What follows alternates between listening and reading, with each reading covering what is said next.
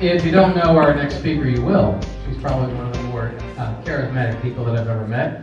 And when you're in a room with her, the sun shines in. So, of course, Nicole McMurray, I've known her for the last 3 years. I know her whole team. It's like their family over there at Apple One. She treats them like a family. Now probably one of the fastest growing, if not the, in the whole Apple One network, just because of Nicole's leadership and that of Lauren, who works very, very closely with her. Lauren, say hi.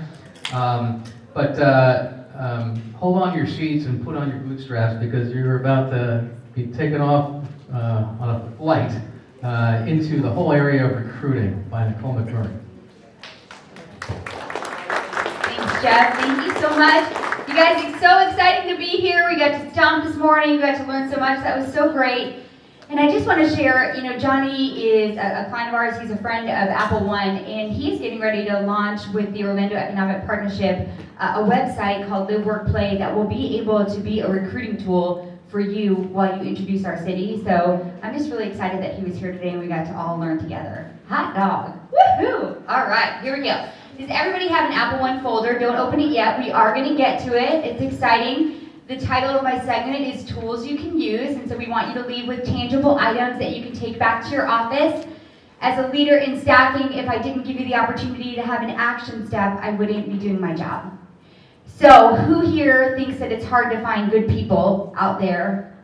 A lot of us, right?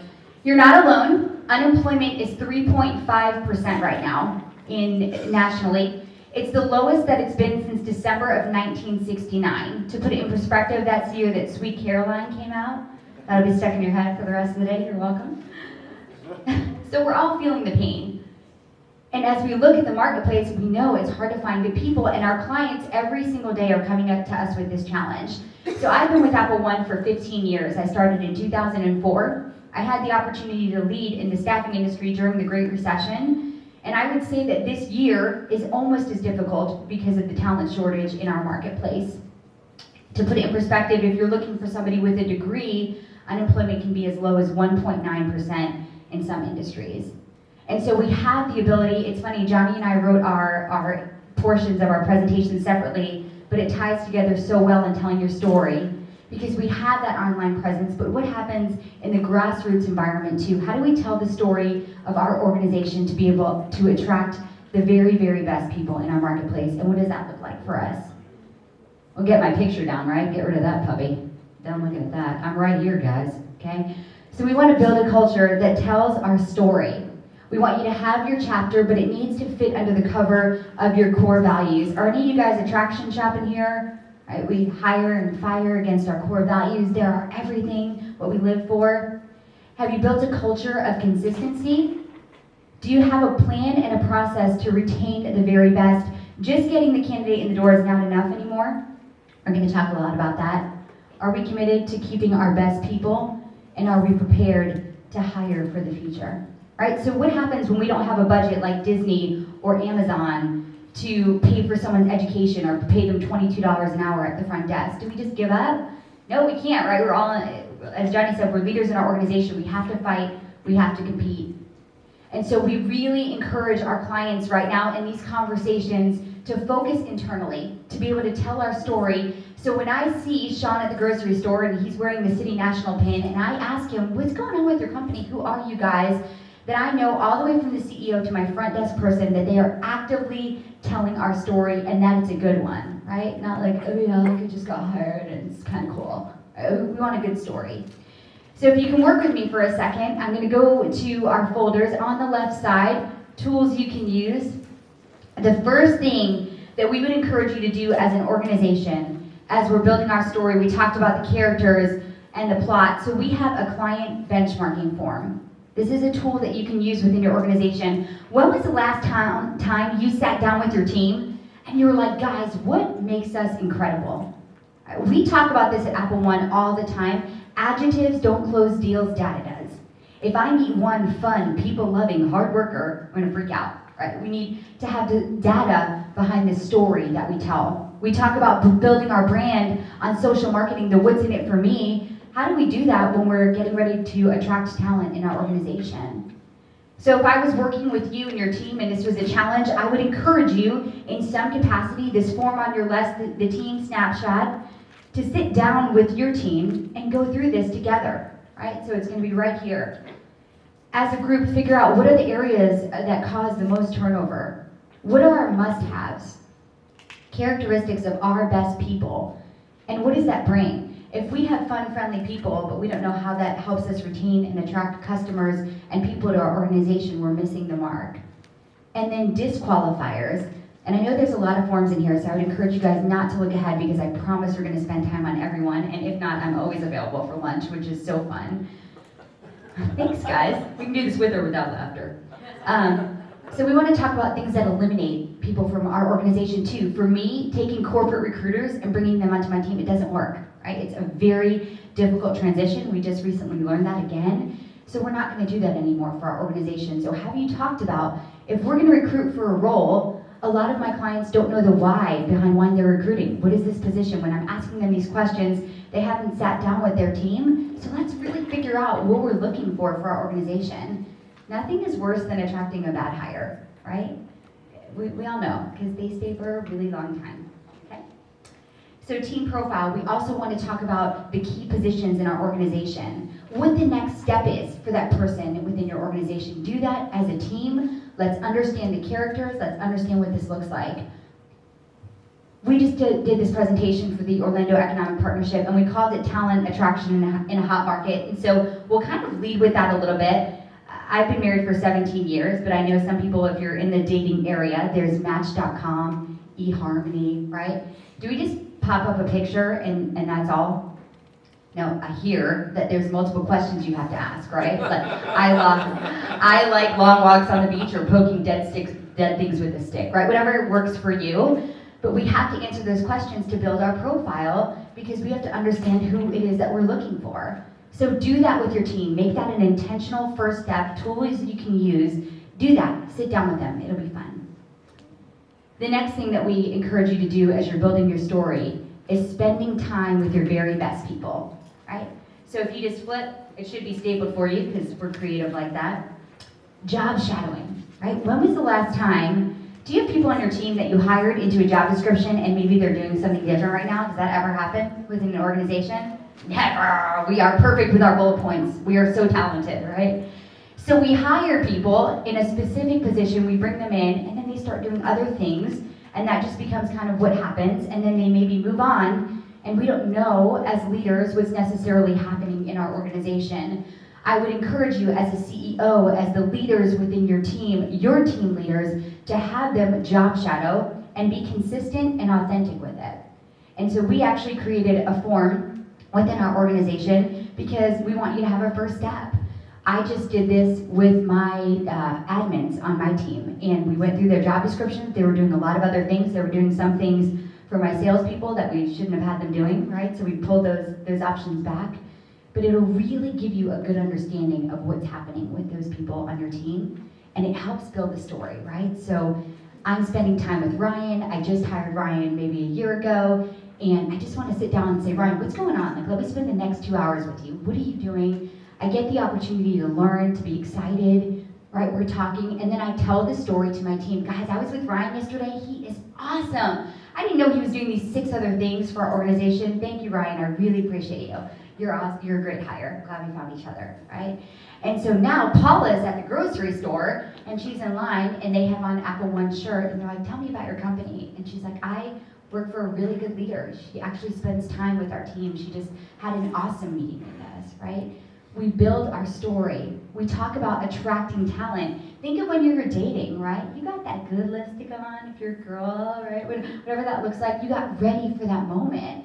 And so we want to be ready as people within the community to always be attracting talent to us, to be intentional with that story. What does it look like to work for your team? What does it look like to work for you? If you're not intentional with that at every level, from the front desk to your most senior person, you're missing out on the ability for them to find you an amazing recruit if you're not using LinkedIn and all those other tools, right? Does anybody do this right now as a leader? Does anybody sit down and job shadow their very best people? You do? Awesome. How is that working, or can you give a little example if you don't mind? It's good. It takes a lot of time. Yeah. I Recently, we have a person that we hired a couple months ago into reception. And we decided to increase our job duties because one of our people went out on maternity. And it's taken a lot of time, but she's so appreciative and she asks so many questions. And I'm the person that says, you have to teach them everything, you know, from the ground up. Why don't we do things? Why do we do things? And it definitely increases the strength of the team. It shows that you want to bring them up and recruit from within, move them up the ladder, but I think maybe that might answer the question. And you're in HR, right, Lori? Okay, awesome. So important to our organization. And you're going to see later the things that Lori is doing. You know, Johnny mentioned Gen Z. If we are not doing these things now that I'm talking about, we will not have the ability to attract the next 65 million workers that are getting ready to come through our door.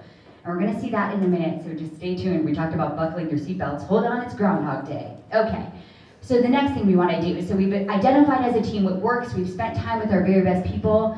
Now we need to identify, if we are going to use adjectives, what is that going to look like? So if we're just going to turn that page to the left one more time, there's a work style questionnaire. Let's be specific in recruiting about what our environment looks like. At Apple One, for example, we're an open pit. Okay, there's no offices, there's no walls. I've had people that I've hired and they're like, it's really loud in here. I'm like, right, when I toured you and there were no walls, that's what happens. So I realized just showing people wasn't enough. We have to be intentional about describing our environment. So do that as a team. Pick some words and then build stories behind them, right? If your culture is flexible, positive, and upbeat, if you have a culture of high productivity, what's a data story that you can create with your team to support that descriptive word, right? So if my team, if we want to describe ourselves as high productivity, we want to tell the story that we rank between 1 and 3 nationally in the entire United States. And that means that if you work for me, 1 in 4 people on my team just purchased a home under our leadership, right? We're concerned about the financial strength of the individuals that work for us. Tell that story to your team so they can help you attract talent at any event that you send them to. You're building your army, you're building your soldiers. Prepare them properly to tell the story of your organization. And then they go on LinkedIn and they see your message, and then they're like, man, I need to work there. You're like, I've been telling you, hallelujah, right? We want to go through the work environment, go through our work style questionnaire. If we flip one more page, you guys, this is gonna align us with traction, right? Our values. So work style questionnaire, we want to decide for our team what is most important when we're looking for our next candidate, and we want to ask questions that will make that identification for us, right? So many times we get to the interview, it's rushed, we're excited to have a candidate in front of us, and then we do the whole like, you have a dog? I have a dog. Do you have a lab? Yeah? Do you have a dog, John, at all? You do? What kind of dog? Oh, you're eating. I'm sorry, John, I didn't know we eat in interviews. That's good. Maybe a pug? What? We're almost there. Okay, a short-haired collie. I have a lab. Oh my gosh, right? Do you go to dog parks? Oh, John should start Monday, right? Lori in HR, I just interviewed John. I loved him. He is so great, right? He'll totally be a part of our team. And then John starts, and I'm like, he doesn't do anything we thought he did, right? I didn't ask the right questions. We didn't define our environment. Now John's a part of our team permanently. I start to like him. He got me a really awesome Secret Santa gift. We prolong John's time with us, and then we exit him, and it's really hard. We all feel really bad, right? Sorry about that, John, but I hope your dog's okay. We love him. Okay? So we want to make sure that we identify this as a team, and we get beyond the you have a dog, I have a dog. Who are we as an organization? Who are we looking for? It's really important. Be intentional about it. Lauren and I do this every single day when we work with clients and we ask these questions. They're not able to identify it, and if you as a leader can't, I can bet your bottom dollar that your receptionist at the front desk wearing your shirt at Publix cannot either. Okay? So really fun thing that we can do is we provided, again on the left side, a candidate work style questionnaire. So if you identify with your team and you need an HR tool, the words that are important to you, when a candidate comes in, you can have them do this alongside of you as well. They'll select their culture, their work environment. If it's completely opposite than what you need within your organization, don't do the hope hire, right? Like, I'm sure that you said you didn't like a noisy environment, but you have a dog, John, and I have a dog, and you probably just marked it wrong, right? That's all. You should start Monday. Don't do that, right? If it doesn't match or align with what you're looking for, make that hard decision in the beginning and find people that will work within your culture, that you can continue to attract the type of people that you want into your organization. Right? So this tool, really good. Regular face-to-face interaction, frequent inbound phone calls. What does it look like? Tell the story of what it looks like to be in your office environment. Any questions on this so far? No? Okay. Getting excited. Hot dog. Work style preferences. Okay. So then we get to the interview, right? So we've taught our people how to attract talent. We've listened to Johnny and we're posting ads online and we're getting hundreds of applications. We're so excited. They do a phone screen with Lori in HR. Lori's job is to make you fall in love with the company, and so you do. And then they walk in and they interview with Moody Pants McGee in, the finance team, and he kills it for you, right? I'm sorry, I love my finance people, okay? I love you guys. But sometimes, if we look at our accountability chart and traction or organizational chart, we have people in roles, and we think that they're capable of interviewing just because they've been on your team for a long time. Right? And so we give them this very big responsibility, and at times they're not the best representation of your organization. So I would encourage you as a leader, if we're going to prepare for that first date, that we are intentional about what that looks like, right, for our team. And so again, I don't know what it looks like for your team, but hiring is a big deal. At Apple One, we call it game day. It's the day where you put on your helmet, you walk out there, they've been waiting for you, they're the topic of dinner conversation that night, they're nervous, they shake your hand, right? They're like so excited to be with you. It's game day. You have to show up if you want those people to be attracted to your organization. When unemployment is this tight, we don't get to mess around in our interview, and whether they work out or not for your organization, they need to leave that room loving your team and loving the message so they can become an attractor to your organization, right? Maybe I won't do great here, but my sister, she would totally rock at this company, right? So we want to be able to have those conversations. Hiring is on the right side. I think it's the last one in the packet, so sorry that I put it out of order. I just wanted to make sure that we were challenged today and that we had fun together.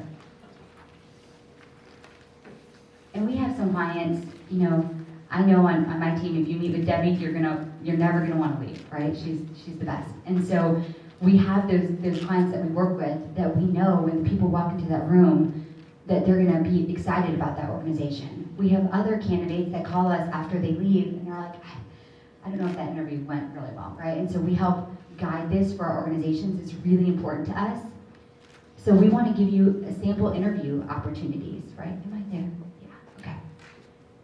Let's talk about the job. Prepare your people, right? So if you have somebody in accounting that's going to be interviewing, let's prep them. Let's make sure that they're going to ask the kind of questions that we want them to ask. What's a story that they might tell? You have to prepare your people, please. I know we build trust within our organizations, but you have to inspect that. What story are you going to tell? What is that going to look like? If something comes up in the interview, we talked about this as a team. What's a non-negotiable for us? If that happens, let's not overlook it. Let's address it. Be intentional about how you build this. It's so important. Do a trait match, and then teach your people how to sell the opportunity, right? Right now it's a candidate's marketplace, and that's really hard for us as employers, but we've seen some beautiful things come out of this market. We've seen creativity, we've seen amazing engagement plans. It's been so cool for me to see what some of the companies are doing for their people, but learn how to tell that story, right? Learn to say, John, I know you came here and you have a short-haired collie, and we actually have our dogs that we get to bring to work on Thursday. We're really excited, and we have a new vet plan, right? And so if you started with us, that would be something that we'd be really excited to work with you on, right? And so giving them that story to be able to do that. Please be intentional as leaders. We see this all the time. So we've done all of our Match.com, all these things. They show up for the first date, and then they're texting their friends like, get me out of here, girl, right? Rescue zone. Any questions so far? We've all had that text, you know what I'm saying? Okay, so the interview goes well. We are now going to have them become a part of our team.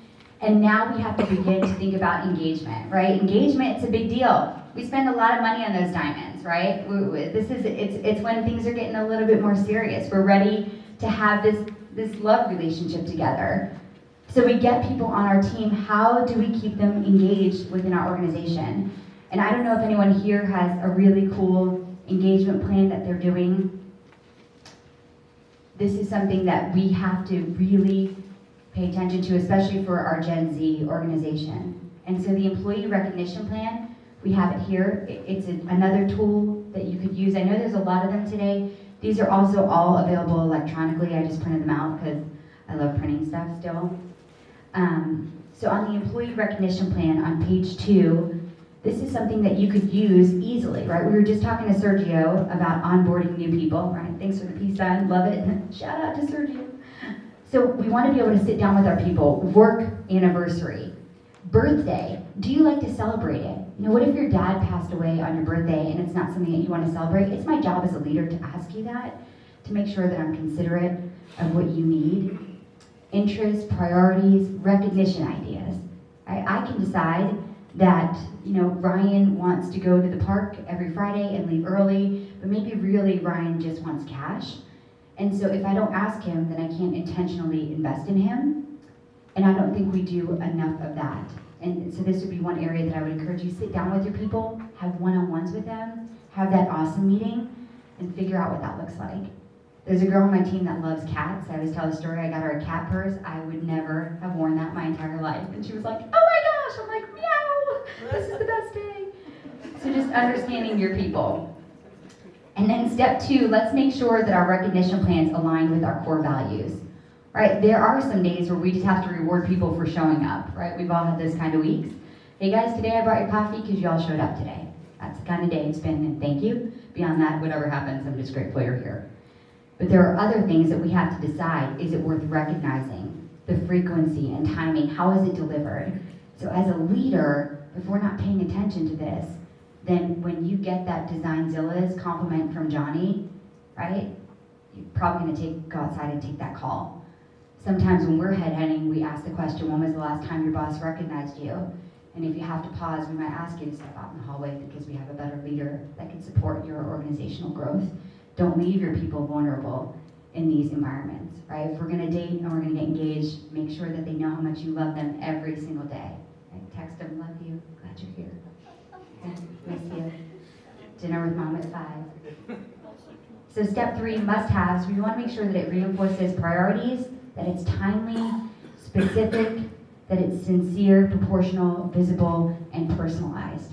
Right? We want to make sure of that for your organization, that it speaks to the people that they're involved with. Okay, I'm going to try and rock through this. Now we're married, okay? So we've gotten engaged, we're married. We know things change. Maybe, you know, you don't go to dinner as much, the kids are around, you got a lot going on, but we still want to keep things fresh with our employees, right? So they don't take that call. One of the things that we really encourage for our clients, and I don't know if any of you do this, but is a stay interview. So I hire Jay, he starts, everything's great, Jay, you're awesome, and then I'm in the break room, I'm like, hey bud, you like coffee? I like coffee, see you Monday. But if we spend time with our people, we have some great questions here, right? On a scale of 1 to 5, rate your level of confidence so far. What support or feedback can we provide you? What would allow you to do the best work of your life here? Right, so we offer these questions at 30, 60, and 90 days in your packet. Sit down and spend time with your people. I just got an email yesterday from the managing partner of a really large architectural firm in our community, and she said, I just took these tools and I interviewed my people on the 1 year, we have a 30, 60, 90, and annual. And she said, I learned so much from my staff, and she was just so excited about it. Thank you, Lauren. And so for us, you know, we want to make sure that we're having these conversations to keep our people with us. Questions so far? We're doing good? Okay. So we're married, and now we're ready to start a family, right? We're excited to have kids, and that's our interns in the professional environment, right? We're gonna have a baby! So fun! So we have to understand, if, you know, Johnny talked a lot about building your story. So for us, the next generation that's coming up in the marketplace, we have to be prepared for them. I will tell you, if I can say one thing, I am obsessed with Gen Z, and I absolutely love them. And they are gonna offer so much rescue and excitement within our community when it comes to hiring.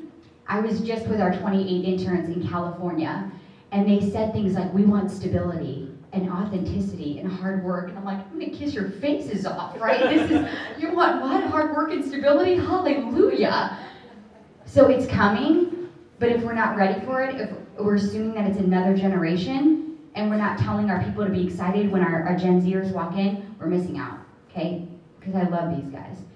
So I'm just gonna go through this really quickly in honor of time. Gen Z only makes up 5% of the workforce today, but it's one of the largest generations of the last few decades, with 61 million Gen Z workers getting ready to join the workforce, right? Exciting. We have some love machines in our community, okay? So how are we gonna build our future now? This is strategic hiring, right? It's Jeff and I talk about this all the time. Let's stop looking about who we have to hire tomorrow, but who we have to hire a year from now on our accountability charts to log into our core values, right? If you answered yes, interns could be a really great option for you to decide, are we ready to start a family, right? If you're ready to start a family, what does your husband always say? Let's get a dog first, right? Like, let's practice on a dog. Or maybe you babysit someone's kids and you're like, I don't know, let's do that next year, right? So let's practice and decide, are we ready for the future? On this sheet right here, this is what it looks like in the workplace right now. I'll let you just look at this for a second. I would encourage you to not only look at your section, but to look at Gen Z. Is there anything that stands out to anyone when they see this chart that's maybe surprising? I know it's a lot of data. Sorry, guys. Tried to do the best I can. But is there anything that stands out to anyone? Work is time for work. Yes, work is time for work. What made that stand out for you in the Gen Zers? Well, I think that being able to create balance, with your day and this, having work-life balance is such a critical aspect, I think, in employment, and them recognizing, hey, when I'm here and I'm here, I want to commit to work. I think that's definitely been an issue, I think, that we try to dealing with a lot of millennials. I love that. So work is a time for work, right? But if you look at the baby boomers, invented the 50-hour work week, right? And so there's going to be a disconnect there. Time off means weakness. I like it. Time off means weakness. Where is that? Which one did you see that in? The baby boomers. The baby boomers, right? Yeah, you take time off, get out of here, right? And then whether you like the millennial generation or not, they changed the way that we approach the workplace. And so you don't have to love them to know that they have a lot of power, right? Which might irritate you. But yeah, vacation, weakness. And then we have our millennial generation that comes in, right? We have a little bit more flex hours. There's a lot of conflict that we've seen within companies and a lot of opinions, right? Desired in the workplace. I'm just going to highlight here in honor of time, but look at Gen Z really quick, because this is what we're learning about. Gen Z wants leaders invested in their success. They want face-to-face interactions. What? They don't want you texting them, they want face-to-face interaction. That 30-day stay interview, that 60-day stay interview, that spending time job shadowing, that's how you're going to attract the Gen Zs to your organization. Big time, right? That's surprising for me. Personal success, authenticity, right? How do you tell your story of authenticity? It's these behaviors that we're able to communicate to the future generation. 65 million guys, they're not going away. Okay, communication. Even though they want face-to-face, they do prefer text over talk, right? Short, instant communication, we want that to happen really quickly. So they're gonna walk over to your desk exactly when they need something. Like, I need a minute, right? But then they stand there. Let's just make sure that we are always available for these opportunities. And there's a whole presentation that we can do on this. I just wanted to touch on it. And then working together successfully. I think the thing that stands out to me on Gen Zs is they enjoy competition. They want to work hard for reward. I mean, these are really good things for us, you guys. It's really exciting what's happening. So our kids, and Gen Z right now is age 22, and it doesn't have a cutoff yet. So the cutoff is approximately age 7 right now, but we don't have that final cutoff date yet. And then working together successfully. Again, just take a look, right? Self-directed work. Do you have the opportunity for that in your organization? Are you ready for it? Please get an intern or somebody in the Gen Z generation on your team to begin to simulate that for you. Okay. Any questions for me? Yeah, Sergio? Going back to the previous slides about generations, do you see those any difference between industries, perhaps, of reactions to different teams you have there? Yeah, so we don't have that data yet, what that looks like. I know you and I were talking, you said you're hiring a lot of 18-year-olds for your construction industry, right? And so what we've seen with generations that they're normally behavioral driven, not industry driven. And so it will be interesting to see what that looks like. For us in the staffing industry, our Gen Z candidates that we've brought in our internship programs and in our overall programs to our clients, the boxes that we're seeing, I mean, it's beginning to validate that. So I would imagine, I don't know how your experience has been with your 18-year-old drivers that you're bringing in. I mean, it's been interesting. I mean, a lot of them, again, based on the question of is there anything else added to this that could make those answers different? We are a very diverse company, so a lot of the younger crowds are a lot of immigrants. So they're more of the hungry sense. They just want to work and they're learning their way as they go. I guess maybe different than millennials, they don't ask many questions. They just go. Self-directed, Yeah. right? Just Yeah. go figure it out on their way there. Thank the Lord. But yeah, but still, like, for example, when you're talking about the age groups here, I know in my industry it's perhaps, like, I guess a lot of people have a little bit of everything. You know, like, there's not such a clear box that Yeah. if you're a baby boomer, you act this way. I have baby boomers that are very opposite to that, Yeah. you know. And you'll see that. If we had more time, I would give you an assessment and you would be able to see that you actually fall within every generation, right? And so these are just overall assessments of behaviors, but you would find that too. We're all a little bit in every box, which makes us fun, right? Any other questions, comments? Yeah. So I was really surprised by what you said, but then I'm thinking back as to what's happening, and if that's exactly it. So right now we hired a bunch of people, for our office staff, and they all fall exactly in the millennial category. And I'm thinking about each person. I'm like, exactly what it says. Works in teams, wants to be told exactly what to do, and working exactly. This is my job. When I finish, I go home. Whereas the newer person, so we've got one intern, which I didn't expect much out of, which is saying, I want stability, I want a job here, I love what you do. It's like a complete shift. So I'm really surprised, but as I'm reading through, it's very interesting. One of the cool things about generations is there's almost a corrective action to the behaviors before, right? And so, like Lauren and I, when we first started managing millennials, we're like, we have to tell you what to do? Like, we're not your mom, right? But in order for them to find, it was shocking. And so now our Gen Zers, we don't have to as much, and we're like, it's self-correcting. It's right? such a relief. I know. That's why I'm here. I feel like I'm preaching like the gospel. I'm like, guys, we have 65 million to get excited about. Please, tell your friends. Ryan, my new hire, how's it going? Wonderful, you're such a great leader. Thank you. Aw, guys, Ryan. I found something interesting about the Gen Z. They want stability, but they also want entrepreneurial activities or opportunities. Have they been entrepreneurs and realized that stability comes later if it ever comes? Yes. That might be a Steve Quello question, or is Actually, there? I have follow-up to that because unfortunately last week I lost my best supervisor, and he's a Generation Z. He just turned 23, but the kid was with us for 4 years, so he started when he was 19. I mean, the guy was amazing. I mean, one of the best employees I had, and the reason he left was because of that. He wanted to do something on his own, anything. But the problem was that, and to our fault too. I mean, we could have done more mentorship, more programs. Like, hey, there is a way. You just kind of help you figure out your own. But it was definitely that motive of like I was working like crazy. He was putting great hours, being very effective. And the first issue that he saw was that as soon as he had some sort of extreme conflict per se, he was like, well, if I'm putting this many hours, I could do this on my own. Right. Yeah. Right? And that was and again, great for him, I mean, but all the power to him. And Right, see you in a couple of years. We'll be hiring. Yeah, So I will address that just really quickly. We've seen that successful at Apple One by giving them entrepreneurial opportunities within our organization. So for example, my Gen Zer just started our educational and career partnership program. She's only 1 in 3 in the United States. So she has the support of Apple One, but she's creating a program and she's thriving. So maybe kind of balancing that entrepreneurial opportunities to start different areas of your business but they still have the stability of your business. So do they receive, commission is probably the wrong word, but I personally find it easier to think creatively when I have stability via cash. Yes, or yes, finance. absolutely. She So does. if you're not responsible for creating something that produces it's much easier to think creatively. So is that what they're saying, is they want opportunities to think and follow their intellectual trail?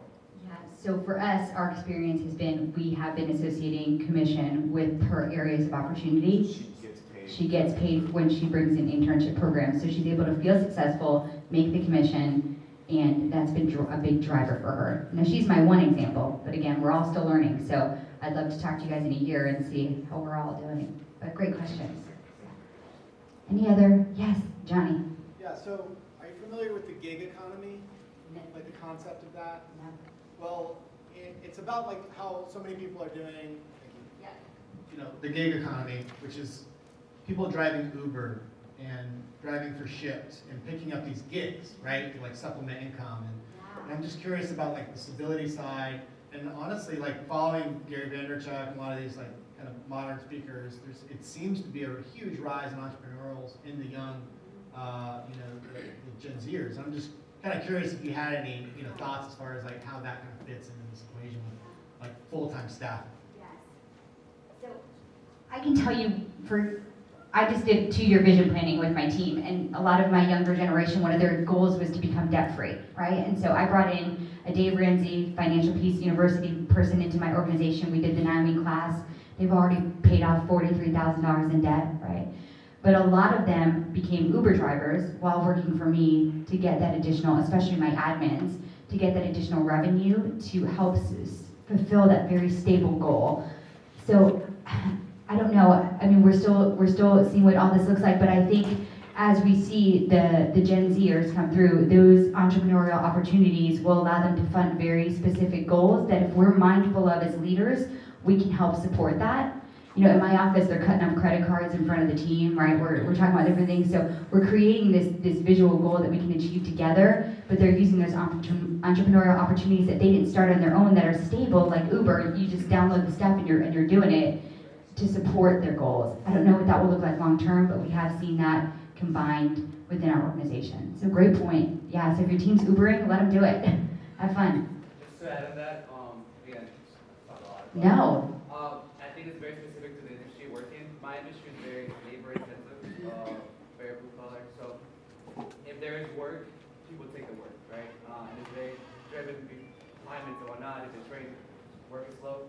But what we did internally, we created our own little gig atmosphere that, you know, if you are available, take a shift. I love that. And it creates like a sense of flexibility. Yeah. Quasi in a sense. But at least creates opportunity for people to just take up more shifts. I love that. When they can. Yeah, that's awesome. So they get that feel of freedom, flexibility. Yeah. I'm going to choose my shift when I want to, Sergio. But not really. But then, yeah, but not really. Got it. Trick or treat. Yes. With Gen Z really being the first generation that is truly digitally, Right, they're natives. Yeah, I just wonder, I'm just curious how people in the room are thinking about that with the digital natives. I mean, most of us also, when we were turning 16, we're ready to drive, we were getting our driver's license that same day, and now the generations of, you know, millennials and Gen Zs are not interested because of things like Uber and so forth that are available. So how are we thinking about planning a work environment around Gen Z digital natives? Yeah. And I know, I'll just do this really quick because I know we're running a little over on time. For example, I can tell you from a citywide perspective, the Orlando Economic Partnership, I was just at a luncheon with leaders in the community, and they're working on what it looks like to have our future employees work remote, right? And so how does that solve some of our challenges when it comes to commuting, and how do we utilize the Ubers and the Lyfts and the automated vehicles that are coming through? So everyone's beginning to talk about this. How do we take these technology natives and then combine them with our people who, you know, I still print out things in Excel because I love it, and so how do we do that? What does that look like? And so I don't know if we'll have all those answers today, but I think companies moving towards making those decisions. Keith can probably talk a lot about remote employees, right? And doing these different things to support that native desire that they have to be connected on a Zoom call, right? Like, I still don't know where to look on the screen. Like, do I look at myself? Do I look at Johnny calling? I don't know, right? So I think we're seeing that all navigate together, but asking these questions and being prepared has been really important. I guess to add to that. Yeah, please. So I went to this digital summit a couple months ago in Tampa, and basically there was this group that Google came to and said, we need you to study Gen Z and answer why they're not Google, right? And so it was this whole research project, but basically it came down to them wanting transparency and wanting a purpose, and right. So there's so much depth there. But one of the aspects of all they've known is digital, right? They have not known life without a smartphone, and they're like that's wired in their brains. And so in the workforce, they even said that a millennial can multitask up to 3 things, or a Gen Z can multitask up to 5 things.